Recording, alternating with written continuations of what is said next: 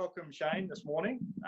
Just wanted to have a quick chat with you about this the workshop we've got coming up at the end of July, and just let people know probably a bit about yourself and your background, how you got into biodynamics, and then a little bit about what we might be covering and what's a little bit different about how you present the biodynamics. Yeah, my start in biodynamics is a long time ago in a past life. I had a block on the Sunshine Coast at West Karoi, and it was really in the peak of the chemical era, I guess.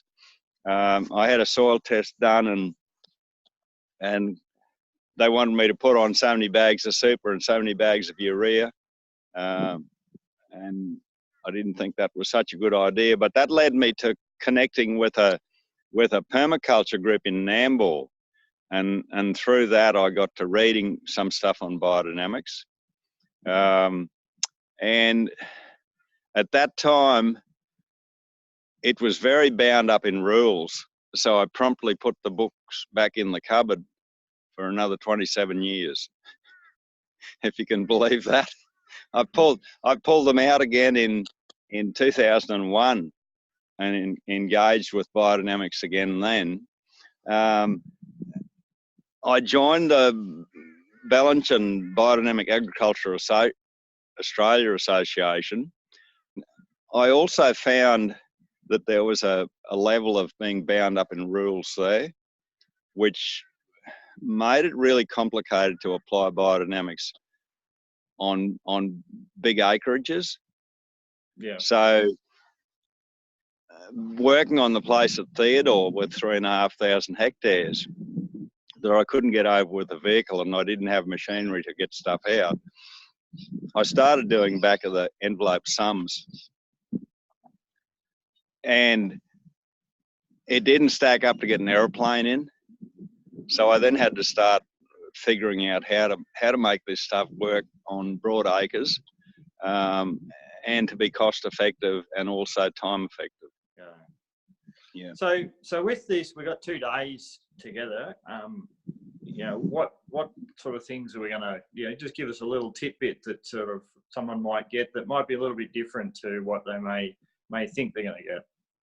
Okay, so I guess my journey in biodynamics has been about simplification and getting it to where it's where people can actually apply it in whatever situation they're in.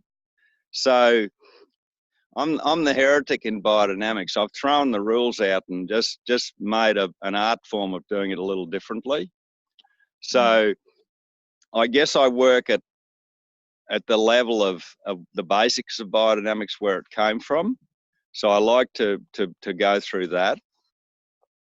I like to touch on basically where we are as humans in the system, and where we are as a result of our education systems, and explain that, and it explains a little bit why it's so difficult to change to a different system or an energetic system like biodynamics. And then I like to really dive into application methodologies that are time effective, cost effective, and absolutely doable. Yeah. And then we'll spend some time on actually the process of making some of the preparations. Yeah.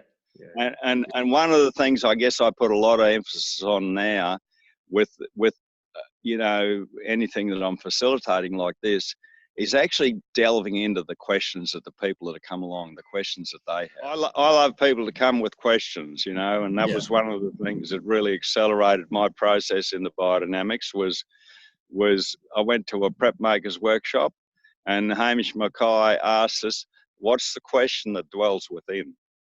So we've got a cowpat pit down at the moment, but we're going to do some other practical stuff while we're together. So what are we going to have a look at? One of the things I love to do is to go through the process of making a soil activator. Yep. So that's a mix of all the different biodynamic preparations all in the one brew. Okay. That gives anybody the capacity to get everything out there in one application.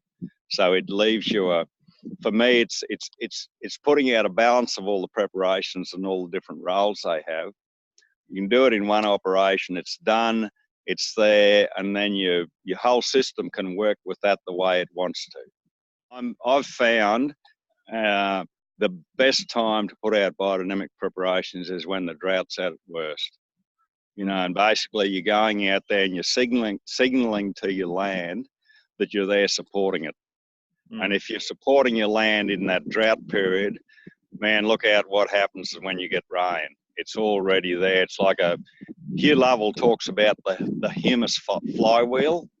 To me, this is just like the flywheel of your farm. You're supporting it through that dry period. And then when you get a break in the season, it's ready to explode and go. It's negotiating it and finding a way that we can do it that's cost effective, time effective, and it's fun to do it as well, Glenn. Like, you really need to bring some joy into farming. Yeah. All right, Shane. Well, look, it's been great to talk to you this morning. I'm looking forward to extending my journey in biodynamics. You know, I've dabbled around the edges of it and know a bit about it, but to be able to sit down and learn from someone that's had a bit more experience will be great. And I'm looking forward to hosting everybody along for the day at the end of July. So that's the 27th, 28th of July. So yeah, I'm really looking forward to it too, Glenn. Yeah. All right. Good to talk to you, Shane. Thanks very much. We'll see you there. Okay.